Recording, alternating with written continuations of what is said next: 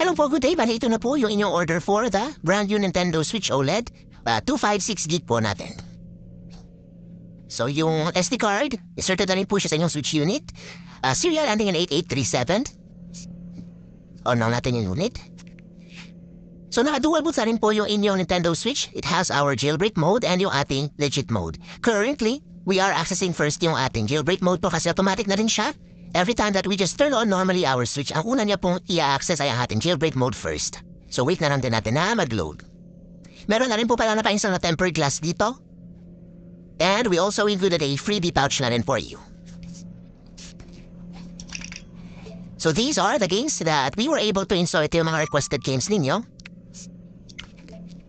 So nakita po na lang din because we are currently on jailbreak mode. If you are going to check rin po yung inyong serial number, hindi po siya lalabas dito kasi one of our ban prevention is minamask po natin yung serial number during jailbreak mode access. So makikita po ninyo na naka-00 po ang inyong serial.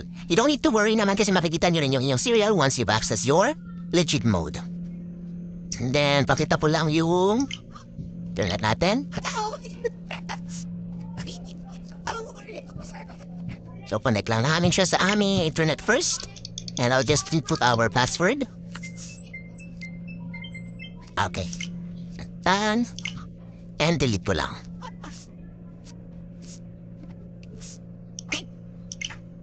So, pakita po na lang din yung Joy-Con buttons natin. Although, na-stress test na rin namin yung inyong unit, this is just for our video demo para mapakita din po namin sa inyo.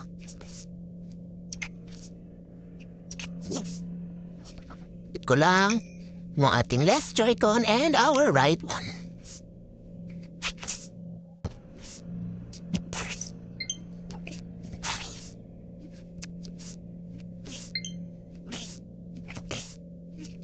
Slow bat siya. Now, just leave it charging first. Napakita ko na lang din yung charging ng ating unit. So, nakakabit ngayon yung charger na pang-test namin.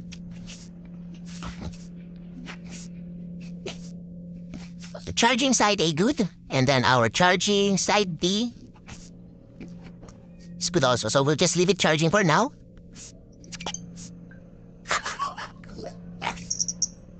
Now, for the buttons,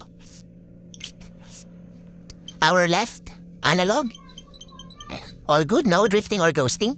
And our right, analog, all good as well.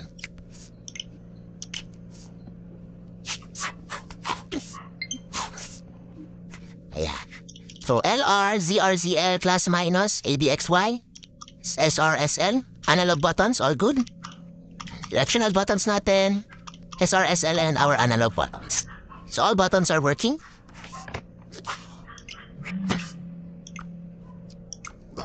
And then, if you're going to check naman yung inyong album folder, andito po yung mga homebrew applications that we have. So, charging siya at 89%. Turn off lang natin yung switch and let's access our second boot, which is our legit mode naman. So before we turn on our unit, we just need to wait around 10 to 15 seconds, which would be enough time para yung mochi po natin sa loob is totally ma-turned off po muna. But let's try. Turning on. Once you see the logo na lumabas, hold down nyo lang po agad. Yan, hold down nyo po agad yung ating volume down button para mapunta naman tayo sa ating Hecate menu options. Now, to access our legit mode, normal process is to just click on our legit mode sysnand. Pero currently, dahil hindi pa po stable yung bagong update na lumabas, we just need to temporarily follow these few steps. Click nyo lang po yung close button, select reboot, and choose OFW. So sa legit mode po natin, dito tayo pwede mag-access ng ating eShop, multiplayer online, or if you have physical game cartridges, dito nyo rin po siya pwedeng laruin. Now because currently dahil nasa legit mode naman tayo ngayon, if you are going to check yung inyong album folder, expect na hindi po ninyo makikita dito yung mga homebrew applications. Rather, pag meron na kayong mga nakasave na photos or screenshots, dito po siya lalabas.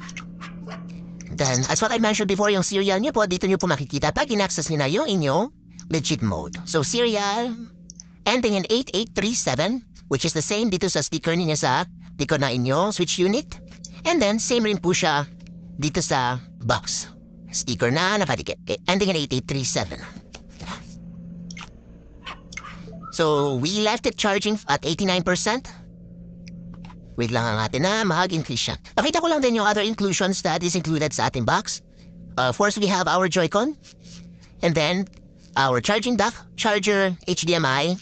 And we have our side strap and hand clip.